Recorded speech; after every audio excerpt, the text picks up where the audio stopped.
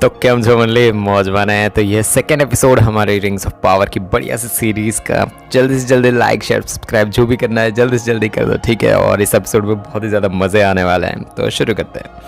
Episode की शुरुआत में नॉरी उस चीज़ को गिरती हुई देखती है। पॉपी पीछे से आती है और रोकती है कि यार चलो यहाँ से नहीं जाना चाहिए, हमें यहाँ पे कुछ भी प्रॉब्लम हो सकती है। गलती से नॉरी जो चीज़ गिरी होती है ना, वो आदमी जैसा होता है। वो वहाँ पे जो जगह होती है ना आसपास, वहाँ पे गिर जाती है। वो उस जलती हुई चीज़ पे हाथ रख देती है, पर वो ठंडा होता है, वो गर्म नहीं होता है। नॉरी उस आदमी को जाके छूती है और वो आदमी एकदम से उड़ जाता है। आसपास की सारी चीज़ें जलना और उड़ना, ऐसे मतलब ज़्यादा पावर और चीज़ें दिखनी शुरू हो जाती है उनके आसपास। जैसे ही वो वापस गिरता है ना, मतलब वो आदमी होता है ना, जैसे ही उठा था, अब वो वापस जैसे ही गिरता है ना, तो सारी चीज़ें आसपास वाली थी ना वापस शांत हो जाती है। पॉपी और नॉरी उस आदमी को ले आते हैं वहाँ से। दोनों बातें करते दिखाई देते हैं कि ना ये एल्फ है ना ये इंसान है, किसने भेजा होगा क्या नहीं। कन्फ्यूजन होता है उन लोगों के बीच में। पर नॉरी उसकी मदद करने के लिए कहती है कि यार मुझे इसकी मदद करनी पड़ेगी, पर पॉपी कहती है नहीं, इसकी मदद नहीं करनी चाहिए, कुछ ना कुछ आगे जाके प्रॉब्लम हो सकती है हमें। दोनों उसे एक जगह होती है ना वहाँ पे छुपा देते हैं ताकि कोई देख ना सके उसे। उधर एरोंडेर और ब्राउनविन है ना, वो उस जगह पर पहुंच जाते हैं और ढूंढते हैं कि वहाँ पे क्या क्या हुआ है, कुछ तबाह हुई है चीज़ें, वो सारी चीज़ें वहाँ पे जाके देखते हैं। एरोंडेर बताता है कि यहाँ पे कोई भूकंप नहीं आया है, यहाँ पे कुछ भी तबाही जैसी कोई चीज़ें नहीं हुई है। हाँ, बस चीज़ें टूट फूट गई है बहुत सारी सुरंग यहाँ पे एक बहुत बड़ी बन चुकी है। वो यहाँ से कोई ना कोई जो भी चीज़ है ना वो यहाँ से भाग गया है। वो ब्राउनविन को कहता है कि अपने लोगों को जाके बता दो कि इस बारे में कि यहाँ पे सुरंग है और कुछ ना कुछ यहाँ पे प्रॉब्लम चल रही है, अपने लोगों को जाके तुम बता दो। एरेजियन बताया जाता है, मतलब ऐसी जगह है एरेजियन, या फिर एरेगियन भी बोल सकते हो आप। वहाँ पे सेरेम्ब्रिम्बोर एल्ड्रॉन को बताता है कि उसे एक ऐसी मीनार बनानी है जिसकी रोशनी क्षितिज है ना वहाँ तक जाए, मतलब आसमान तक जाए, और उसमें एल्ड्रॉन की मदद चाहिए उसे, जहाँ पर दुनिया के सबसे ताकतवर भट्टी बनाई जाए। एल्ड्रॉन पूछता है कि फिर इस काम को करने में प्रॉब्लम क्या आ रही है। सेलेम्ब्रिम्बोर कहते हैं कि ये काम बसंत तक पूरा करना है, ये बहुत जल्दी है, इसीलिए मुझे तुम्हारी हेल्प चाहिए। एल्ड्रॉन कहता है कि इसीलिए हज़ारों लोग लगेंगे ये सब काम करने में। सेलेम्ब्रिम्बोर जवाब देता है कि इसलिए तुम्हारे राजा ने तुम्हें भेजा है ताकि तुम हमारी मदद कर सको, क्योंकि वो बहुत सारे हज़ार लोग हैं ना, वो यहाँ पे नहीं भेज सकते, इसलिए उन्होंने तुम्हें भेजा है। वो लोग ड्वार्फ्स है ना, मतलब जो बौने हैं, मतलब ऐसे ही वो है वहाँ पे, लोग हैं वहाँ पे। वो उनकी मदद के लिए निकल पड़ता है। वो बोलता है कि भाई वो लोग ही है जो मदद कर सकते हैं हम लोगों को इन सब चीज़ को बनाने में। वहाँ पे उन लोगों को अंदर नहीं आने दिया जाता। जो दरवाजे पे जाके बोलता है ना, वो बताता है कि उसका एक फ्रेंड है अंदर, ड्यूरिन ऐसे नाम से। जो एल्ड्रॉन है ना, वो कहता है कि एक फ्रेंड है मेरा वहाँ पे, तो अंदर जाने दो, पर वो लोग मना कर देते हैं बाहर ही। तो एल्ड्रॉन जाके कहता है कि मैं ड्वार्फ्स को शक्ति प्रदर्शन के लिए चुनौती देता हूँ। ये कहते ही दरवाज़ा खुल जाता है। ड्यूरिन आके कहता है कि अगर एल्फ हार गया ना, मतलब एल्ड्रॉन को उसे यहाँ से निष्कासित किया जाएगा, और अगर एल्फ जीता तो उसकी एक मांग पूरी होगी। शक्ति प्रदर्शन शुरू हो जाता है। वो लोग पत्थर तोड़ते हैं, एक चीज़ से बार बार तोड़ रहे होते हैं कि कोई भी रुका वो हारेगा। दोनों ही शक्तिशाली होते हैं, बहुत ही ज़्यादा तोड़ते रहते हैं, पत्थर तोड़ते रहते हैं। और दूसरी ओर नॉरी उस जगह को वापस आके देखती है तो वो आदमी पत्थरों पे कुछ बना रहा होता है। नॉरी के बुलाते ही वो बहुत ही ज़्यादा गुस्सा हो जाता है। नॉरी उसे याद दिलाती है कि उसने उसकी मदद की थी रात को। वो उसे उसका नाम पूछती है, पर वो कुछ भी नहीं बोलता। वो उसे कुछ खाना भी देती है। वो उसे पूछती है कि तुम कहाँ से आए हो, तुम्हारा नाम क्या है, तुम क्या करते हो, कहाँ से हो, ये सब कुछ पूछती है। वो आदमी उसे कुछ निशान बना के बताने की कोशिश करता है, पर नॉरी को कुछ भी समझ नहीं आ रहा होता। पॉपी आके बताती है कि उसके पापा का पैर है ना, वो मुड़ गया काम करते वक्त। गैलेड्रियल समुंदर में तैर रही होती है और उसको कुछ आवाज़ सुनाई देती है।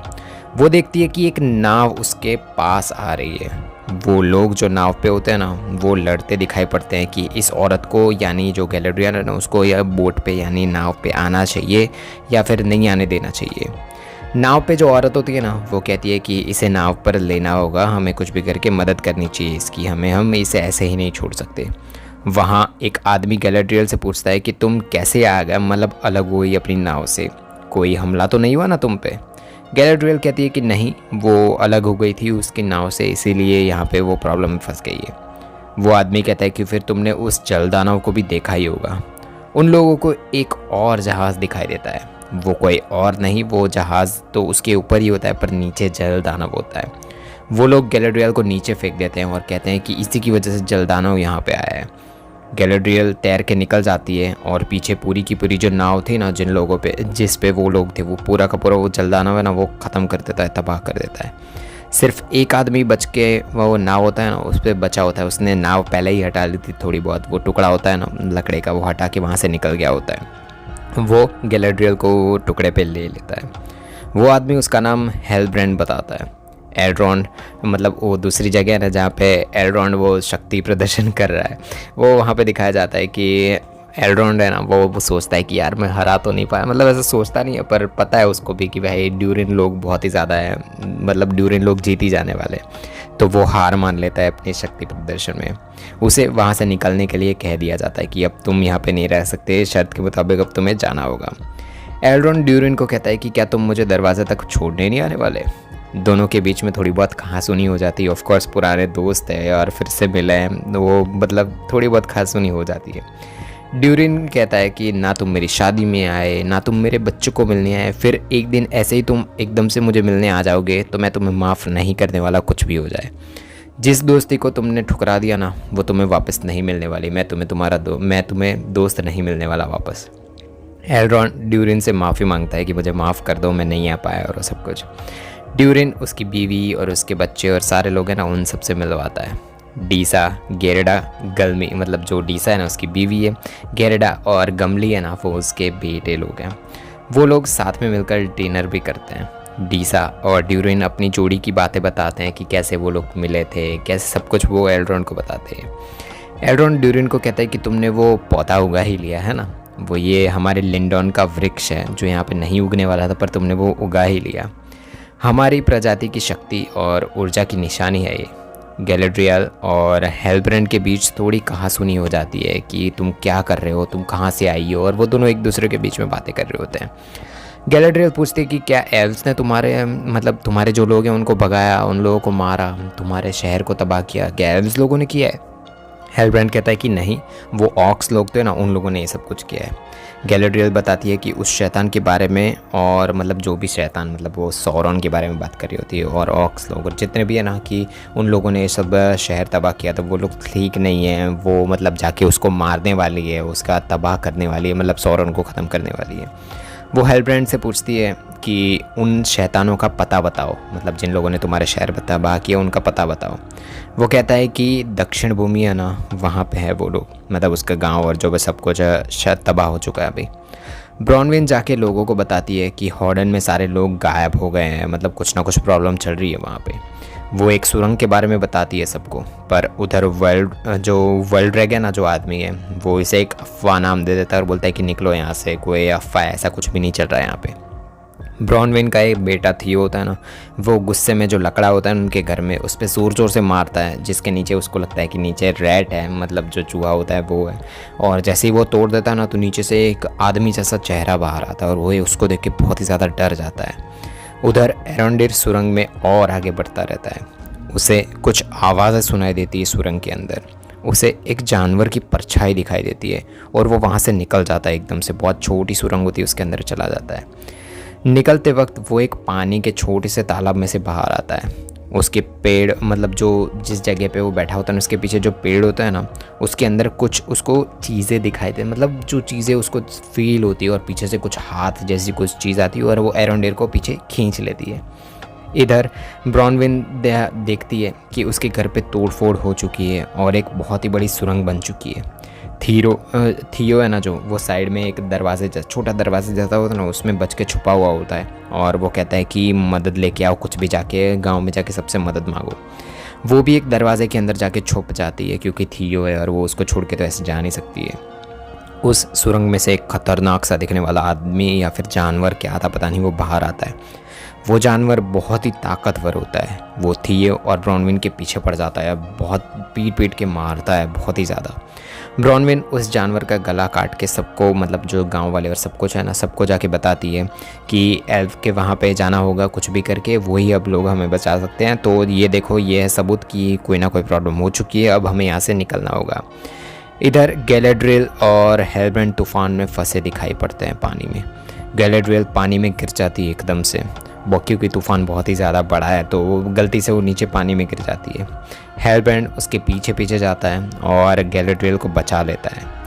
नॉरी आके उस आदमी को कहती है कि मैं मदद करना चाहती हूँ, पर हम 3 में से यहाँ पे मतलब जो भी है ना 3 दिन बाद यहाँ से हम लोग यहाँ पे कहीं ना कहीं चले जाने वाले, हम हारफुट लोग, तो मैं उसके बाद तुम्हारी मदद नहीं कर पाऊँगी। वो आदमी जो लालटेन होती है ना उसको देखता है और वो लालटेन एकदम से नीचे गिर जाती है, उसके अंदर से जुगनू निकलते हैं और वो आदमी और वो जुगनू है ना वो बातें करना शुरू कर देते हैं, कुछ ना कुछ वो आदमी वो जुगनू को बोल रहा होता है। नॉरी देखती है कि वो आदमी उन जुगनुओं से सितारे बना रहा है और वो नक्षत्र जैसी कोई चीज़ बना रहा है। नॉरी कहती है कि ये आदमी हमें मदद कर रहा है उन सितारों को मिला के, मतलब बताना चाहता है कुछ, हमारे साथ बात करना चाहता है। पॉपी देखती है कि जुगनू ख़त्म हो रहे हैं वहाँ पे, मतलब जितने भी जुगनू थे ना वो ख़त्म हो रहे हैं, उसने कुछ ना कुछ तो गड़बड़ की है। ड्यूरिन उसके पापा को, मतलब जो राजा है ना उससे जाके सारी बातें बताती है, मतलब ड्यूरिन है ना सारी बातें जितने भी है ना वो उसके जो बड़े पापा है किंग राजा जो है ना, राजा ड्यूरिन, उसको जाके सारी चीज़ें बताता है कि जो एल्रोंड ने आके प्रस्ताव रखा है कैसे हेल्प करनी, सारी चीज़ें बताता है। और वो कुछ बक्से जैसा कुछ खोलता है, उसके अंदर क्या होता है क्या नहीं वो अभी तक नहीं दिखाया गया है। थियो उस चीज़ को छुपा के ले आता है, जो चीज़ उसने पता है वो उसके फ्रेंड को दिखा रहा था, वो छुपा उसके अंदर से कुछ चीज़ें निकल रही होती है। वो हथियार होता है ना, जैसे वो उसके हाथ में पकड़ता है ना तो उसके हाथ में से कुछ खून जैसी चीज़ निकलती है और वो हथियार के साथ जाके चिपक जाती है और कुछ अजीब सी चीज़ें होनी शुरू हो जाती है वो हथियार के आसपास। ब्रॉनविन उसकी जो माँ है वो सब, मतलब पूरा शहर और सारे जितने लोग हैं ना वो निकल पड़ते हैं वो जो एल्व्स है ना वहाँ पे। उधर एक बड़ा सा जहाज़ गैलेड्रियल लोगों के सामने आ जाता है। जैसे ही गैलेड्रियल की आँख खुलती है सामने एक आदमी होता है और बहुत बड़ा जहाज़ होता है, और ऐसे ही एंड होता है एपिसोड 1 का। मिलेंगे नेक्स्ट एपिसोड में, तब तक के लिए बाय बाय।